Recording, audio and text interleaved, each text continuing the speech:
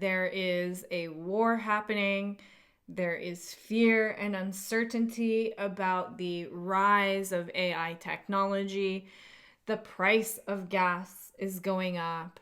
There's a list that people are enraged about.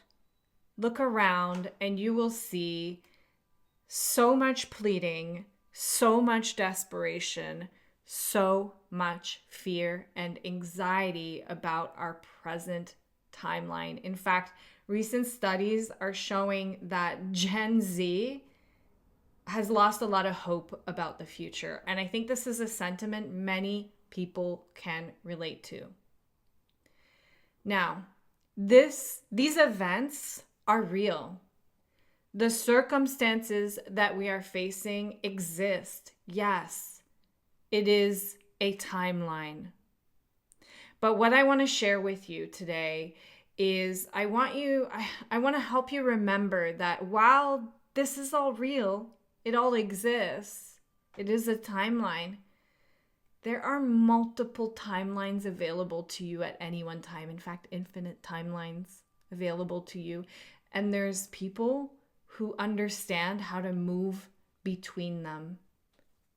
And I want to share with you a simple practice to help you achieve that.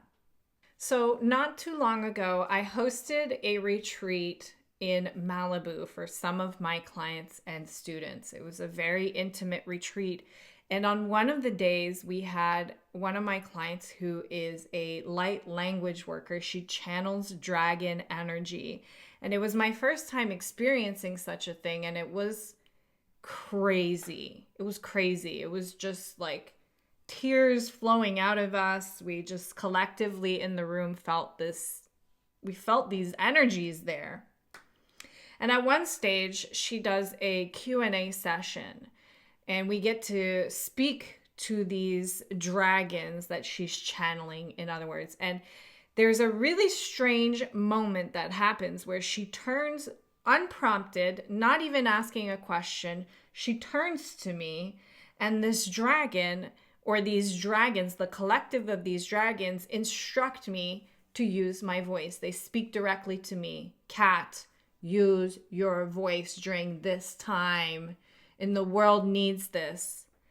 And at first, I was really confused by this message. It kind of triggered me, if I'm honest about it, because I was sitting there thinking to myself, I purposefully do not watch the news. I purposefully have no notifications on in my phone. I purposefully avoid most social media. I have an online business, so I have groups on Facebook. But aside from that, and posting content, I do not scroll Facebook or Instagram or TikTok. I watch YouTube. I love YouTube because I don't watch YouTube shorts, but I get to search for the content that I want. But overall, all of this to say, I feel very uninformed with what is happening around me in the world. And the reason that I do this is not because I value ignorance or naivety, although I guess I do deep down, but it's just for the sake of my mental health. Can you guys relate with this? If I spend an hour scrolling Instagram, the way the algorithms are geared nowadays, where everything is rage bait, contrasting, polarizing content, that is what algorithms favor, because they know if they trigger you, they hold your attention. In other words, they hold your focus. In other words, they keep you on their platform. In other words, they can monetize that to more advertisers, and that's their goal, is to keep you on the platform. And rage bait, contrasting, divisive content works very well for this. It's extremely effective. News media outlets also understand this. But see, for me, I'm 40 years old now, and what I've come to realize is, like, if I spend 40 minutes even on this platform, IG or Facebook, the way the algorithms are geared is I get shown content about you need a facelift and this is happening in the Middle East and all these things. And as someone who's naturally empathetic, most of us are empathetic, we're emotional beings. I start to feel a deep sorrow and melancholy, and like I need plastic surgery, and like there's something wrong with me. And so, for the sake of my own mental health, it has been a decision that I've had to choose ignorance and naivety over being informed. Because I will literally want to kill myself, and I will literally lose every ounce of hope in humanity if I spend even a couple hours on these platforms. There's no way I can watch the news. That stuff is insidious to my mental health. So when she shared this with me, Kat, when these dragons addressed me and they were like, Kat, use your voice. I was like, I don't feel like I have a voice that's credible. I interpreted it as protest. That's the way I interpreted it, is go protest against all the bad things happening in this world. And here I am sitting like I don't feel like I can, because I don't even know what's true or false. I'm not abreast of any. I live in my little bubble. That's the way I like it. It's the only way I can navigate my mental health properly here. It's taken me a long time to figure that out. So thank you very much. I'll stay in this bubble. Later that evening, someone who had not been in that room that day with the dragons did an essential oil ritual with me, where you pick some essential oils, and then there's a message, there's a symbolism behind every herb, every scent. So it was a form of divination, if you will, like tarots, right? A way to use objects and things around you to guide yourself or receive messages. So I did one with beautiful Kim, and she took me through this. And the message that came through was use your voice. The same thing. I was like, okay.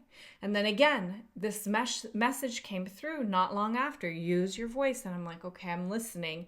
But I was still very confused by this, because the way that I was interpreting it is, Kat, use your influence in your audience to fight against all these evil forces in the world.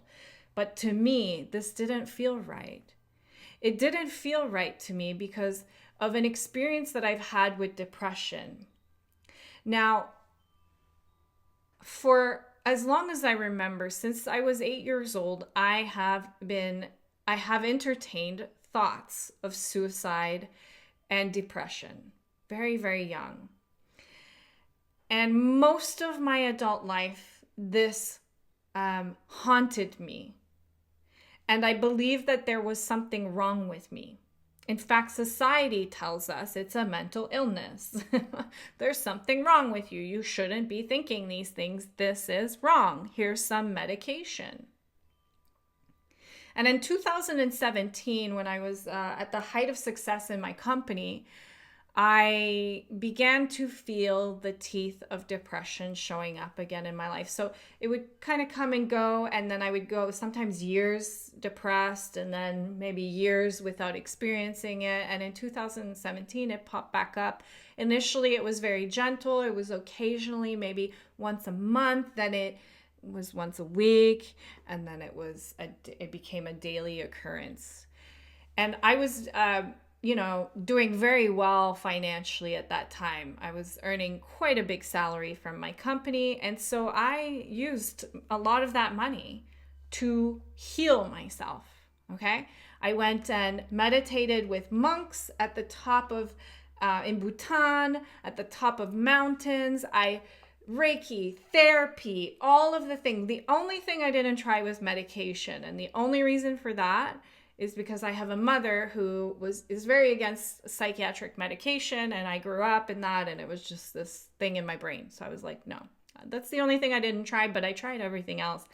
And I spent a lot of money trying everything else, trying to get rid of my depression.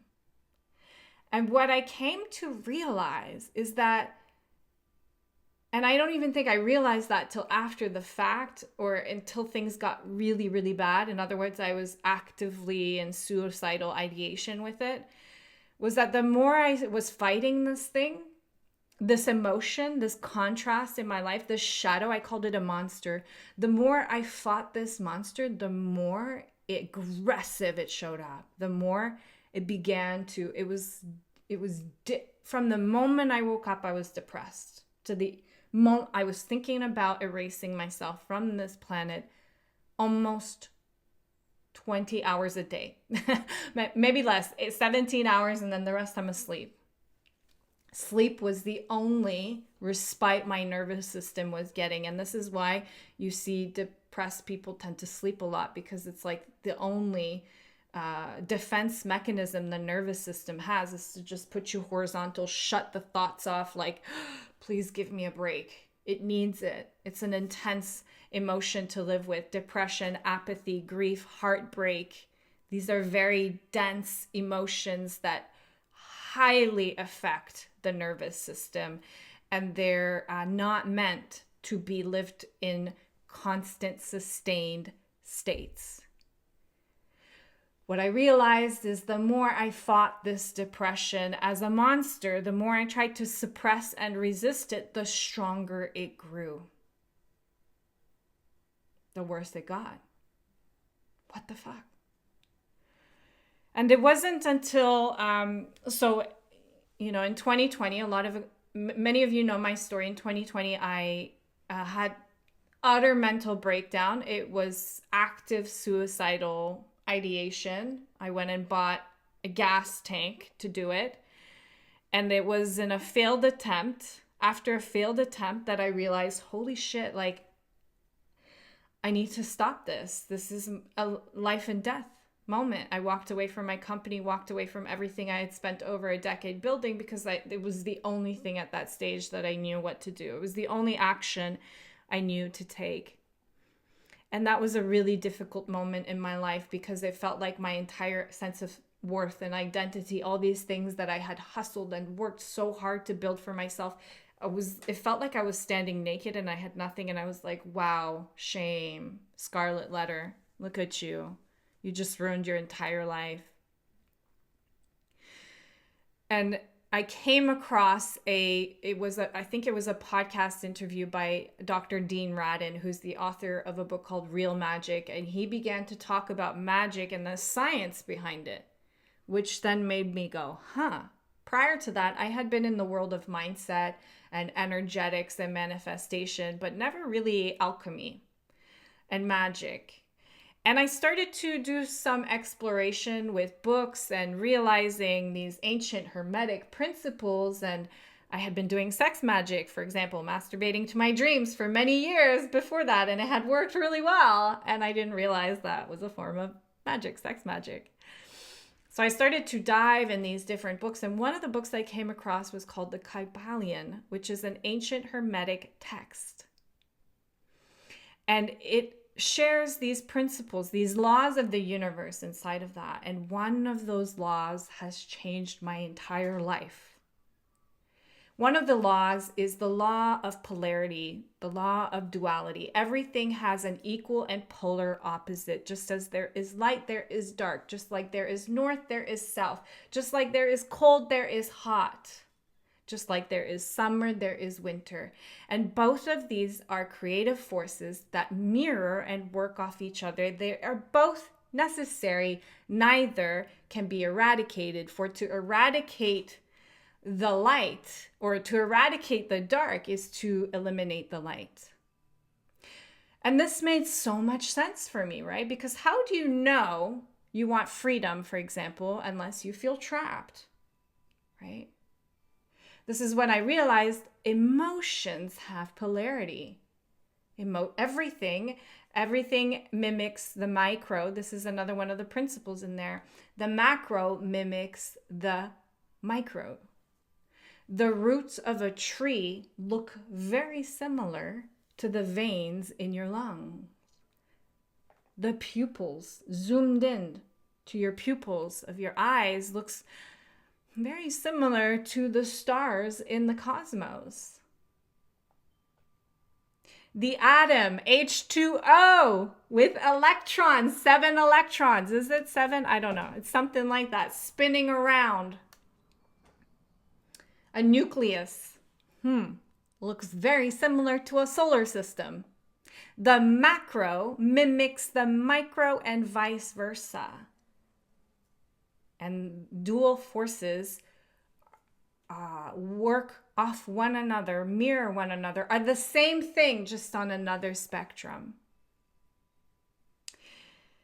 And so if the micro mimics the macro, then what I came to realize is my experience of depression and fighting it,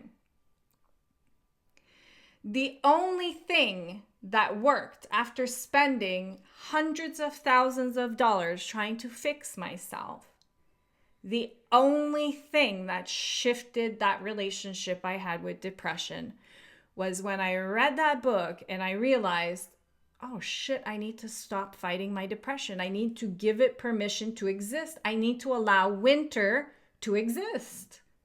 The shadow must exist for there to be light. And the more that I fight the shadow, the more I lose my life force, the more I lose my focus in this quest, in this war. Because our focus is where is the key to timeline jumping, my friend. And so I made peace with the monster in my mind. I said, you're allowed to be here. I give you permission to be here. And I'm just going to observe you. But the moment I did that, the moment I gave depression, the moment I stopped labeling it as an illness and something I had to get rid of, something that was wrong and that was not allowed to exist. And I said, you can exist. You're fine. You're fine here. The moment I freed up focus, the moment I freed up creative energy it was very quick. It was crazy. All of a sudden, I was able to refocus myself and find my smile again. Because so long as I was fighting with this contrasting thing, all my energy was going towards that. I had nothing left. I was a shell of myself. This is what happens when you war against the dark or contrasting situations. This is what you see with people that go into a quest of rage and anger. They become shells of themselves because it saps you of your life force. Yes, anger, depression, anxiety are potent ways to accumulate energy and drive behaviors and actions. But if you're under sustained states of those, you will get chronically ill, or the chances of that is very, very high. Cutting the lifespan, they've shown in studies, chronic suppression and heavy emotions reduces your lifespan. Your nervous system cannot cope with this. But where there is a shadow, there is a light. A shadow can only exist where there exists light. Yes? And winter, darkness, is very important to creation. It is how we learn. It is how we grow. It is how we transform. How do you know you want more peace of mind unless you feel stressed? How do you know to reach for hope or love or confidence unless there's a challenge? A contrasting place for you to creatively apply yourself for so that you can touch confidence. I love to garden. And one of the things I like to do is I'll take cuttings from willow trees. I'm obsessed with willow trees. And I will put them in a little jar of water in my home. And if you leave them there for a month, they start to grow these like hair-like roots. And then you can transplant them outside in a month or two after. So much fun. So weird how trees do that. Plants are the real aliens, right? Plants and mushrooms. But one of the things I have to watch out for is willows are deciduous trees, meaning they lose their leaves every year at winter, and then they go dormant. And so if you have it inside, if you have a deciduous plant inside where it never gets the cold, the dark, the dormancy of winter, that tree is actually going to be compromised. It will not grow to its full strength, and it will be extremely susceptible to pests and infestations. And even evergreen trees that photosynthesize all year round, they're not growing all year round. They also have a period of dormancy. And if the macro mimics the micro, is this not true in every other aspect? That it is important to allow winter to exist, to allow darkness. People often say in spiritual circles, only love and light. We must get rid of all the evil. We must get rid of all this contrast and all these problems. Only love and light. If you only have light at the macro on this planet, we're in deep trouble, because that has either meant the planet stops spinning, big problem, or there's now 2 suns in the sky, very big problem. We must have the dark. We must have the night. It's important, the dormancy. As it is in your creative cycle, many of you will observe this. If you pay attention to the way you create, you have moments of manic spurts and flow, and then moments of rest and recovery. And we can fight against that. That is the urge to say, this is not okay, I'm being lazy. Because we live in a society where societies measure success based on gross domestic productivity. In other words, if you're not productive and busy and hustle, you don't deserve to be a part of this society. This is ingrained in us so deeply that, in fact, the busyness or the belief that we must constantly be going is harder to override for people than the belief that they deserve and they can make money. It is insidious, this belief. And so we fight and we war and we shame ourselves against the periods of dormancies, the winters. But it is in the winter, it is in the death that rebirth can be allowed to happen. In order for transformation to occur, something must end. And the ending is a form of contrast. Death, you could argue, is the biggest shadow there is. But death is vital to birth. Death is vital to evolution. It is vital to growth and transformation. In order for you to grow and evolve creatively in your life circumstances as a person, you must let go. You must kill a previous identity. You must release old habits and behaviors and thoughts and stories and narratives. There's no way around that. And so this is what I learned from my micro experience with depression. I began to understand at the macro level what a waste of my energy and life force it was to war against the contrasting forces of this earth and the politics and the web, and any of it. And I realized that it is important that these things actually exist, because it's how we reach for new things. It's how we grow. It's how we learn. You are a creative being. We all are.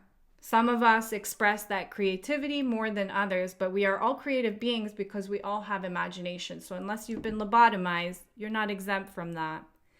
Creativity, by definition, is the application of yourself towards a problem. Solving things for yourself or others, painting outside of the lines, innovating, inventing, creating. This is why problems never go away. Your creative core would never allow such a thing to happen, because it's who you are by nature. You use the contrasting duality laws of this universe and reality, the yin and the yang, to create. And so this is what you'll observe is you will solve one problem in your life. Does that mean now, let's say you solve undercharging for your services, or feast to famine with money, or your love life? Does that mean you are now walking through a lavender field of marigolds and sunshine and you will never face another problem in your life ever again because you solved this? No. And it is so delusional that we are fed this kind of dream. Thank you, Disney. Disney never showed us that once Ariel got married to the prince, well, she got bored, or he wasn't looking after her or verbally affirming her. And then they don't show us this thing. They've sold us happy endings that you solve one problem and your life is set forever. It doesn't work like that. And I think a lot of the angst and anxiety and shame and guilt that people feel about their life circumstances is because they hold themselves to a standard that is unachievable on all levels. You continue to war against problems and contrast and say to yourself, this all must be eliminated. And then what? You get rid of the list, you get rid of the war, you get rid of the rising gas price. And then what? You think nothing else is going to take the place of those things? You think that's how it works?